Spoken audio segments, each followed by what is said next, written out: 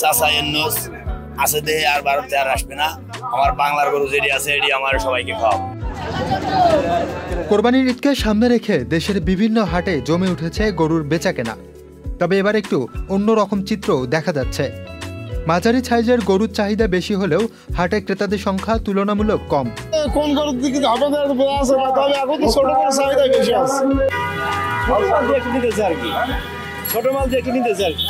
এদিকে হাটে আসছেন অনেকেই, কিন্তু বেশিরভাগই কিনছেন না।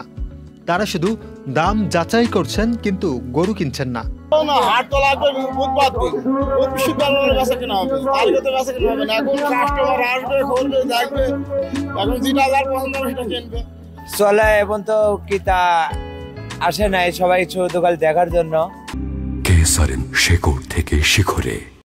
এখন ধরেন ভারতে তো আর গরু আসতেছে না। আমার এখন ধরেন চাচা ইউনূস আছে দেহে আর ভারতে আর আসবে না। আমার বাংলার গরু যেটি আছে এটি আমার সবাইকে খাওয়াবো। তবে বিক্রেতারা বলছে ঈদ যত কাছাকাছি আসবে তত বেশি বিক্রি হবে। Moin Chowdhury, Channel I.